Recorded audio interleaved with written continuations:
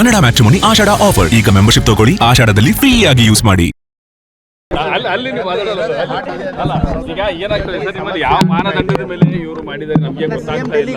ನೋಡಿ, ನಾನು ಭಾಳ ಸ್ಪಷ್ಟವಾಗಿ ತಮ್ಮ ಮುಂದೆ ಹೇಳಿದ್ದೇನೆ. ನಾನು 135 ಜನ ಇದ್ದಾಗ ಪ್ರಾದೇಶಿಕ ಪ್ರಾತಿನಿಧ್ಯತೆ ಅಥವಾ ಸಾಮಾಜಿಕ ನ್ಯಾಯ ಕೊಡೋದು ಭಾಳ ಕಷ್ಟದ ಕೆಲಸ. ಅದರಲ್ಲೂ ಕೂಡ ಒಂದು ಪ್ರಾಮಾಣಿಕ ಪ್ರಯತ್ನ ನಮ್ಮ ವರಿಷ್ಠರಿಂದ ಆಗಿದೆ. ಈಗ ಅದರಲ್ಲಿ ಎಲ್ಲರಿಗೂ ಕೂಡ ಸಮಾಧಾನ ಮಾಡಲಿಕ್ಕೆ ಆಗೋದಿಲ್ಲ. ಹೈಕಮಾಂಡ್ ಏನು ಡಿಸಿಷನ್ ತೊಗೊತೀವಿ ಅದಕ್ಕೆಲ್ಲರೂ ಬದ್ಧರಾಗಿದ್ದಾರೆ ಅಂತ ಕೂಡ ನಾವು ಹೇಳಿದ್ದಾರೆ. ಹೌದು, there are lot of deserving people, ಇಲ್ಲ ಅಂತ ಯಾರೂ ಹೇಳ್ತಾ ಇಲ್ಲ. ನಮ್ಮಲ್ಲಿ ನಾಯಕತ್ವದ ಕೊರತೆನೂ ಇಲ್ಲ, ಸಾಮರ್ಥ್ಯದ ಕೊರತೆನೂ ಇಲ್ಲ.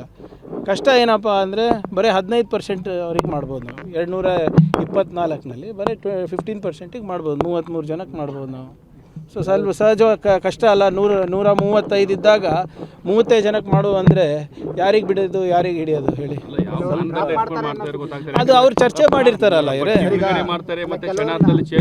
ನೋಡಿ. ಅದೇ ದಟ್ ಇಸ್ ಪ್ರೆರೋಗೇಟಿವ್ ಆಫ್ ಪಾರ್ಟಿ ಅಲ್ಲ. ಇದು ನೀವು ಮಾಧ್ಯಮದಲ್ಲಿರೋದು, ನಮ್ಮಲ್ಲಿ ಏನು ಚರ್ಚೆ ಆಗಿಲ್ಲ. ನೋಡಿ, ಕ್ಯಾಬಿನೆಟ್ ಎಲ್ಲಿ ಯಾರು ಇರೋದು ಬಿಡೋದು ನನ್ನ ಆದ್ಯತೆ ಅಲ್ಲ, ಮುಖ್ಯಮಂತ್ರಿಗಳ ಆದ್ಯತೆ. ನೀವು ಮುಖ್ಯಮಂತ್ರಿಗಳ ಪ್ರಶ್ನೆ ನನ್ನ ಕೇಳಿದ್ರೆ ನಾನು ಏನು ಹೇಳೋಕ್ಕಾಗ್ತದೆ? ಹೋಮ್ ಮಿನಿಸ್ಟರ್ ಜವಾಬ್ದಾರಿ ಕೊಟ್ಟಿದ್ದಾರೆ ಅಂತ ಹೋಮ್ ಮಿನಿಸ್ಟರ್, ತೆಗೆದ್ರೆ ಕಾರ್ಯಕರ್ತ. ಅದು ನೋಡಿ, ಅದೊಂದು ಸಾಮಾನ್ಯ ಪ್ರಕ್ರಿಯೆ ನಮ್ಮ ಪಾರ್ಟಿನಲ್ಲಿರ್ಬೋದು, BJPನಲ್ಲಿರ್ಬೋದು. ಒಂದು ಆಯ್ಕೆ ಪಟ್ಟಿ ಆದಮೇಲೆ ಹೋಗಿ ಹೈಕಮಾಂಡ್ ಅವರಿಗೆ ತೋರಿಸಿ ಅವ್ರದ್ದು ಏನಾದರೂ ಸಲಹೆ ಇದ್ದರೆ ಪಡೆದು ಬರೋದು. ಅದರಲ್ಲಿ ತಪ್ಪೇನಿದೆ? ಈಗ ನಾಳೆ ಆಗುತ್ತಲ್ಲ. ನೋಡಿ, ನಾನು ಹೇಳ್ದಂಗೆ ಎಲ್ಲ ಜಿಲ್ಲಾ ಉಸ್ತುವಾರಿಗಳು ಇದ್ದಾರೆ. ಇದಕ್ಕೋಸ್ಕರ ವಿಶೇಷವಾಗಿ ನೇಮಕ ಮಾಡಿದ್ದಾರೆ ಮುಖ್ಯಮಂತ್ರಿಗಳು. ಯಾವುದೇ ರೀತಿಯಾದಂಥ ತೊಂದರೆ ಆಗಬಾರ್ದಂತ ತಾನೇ ಮಾಡಿರೋದು.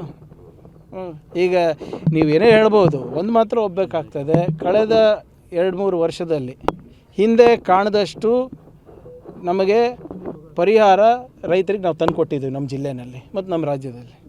That is ಅನ್ಡಿಬೇಟಬಲ್.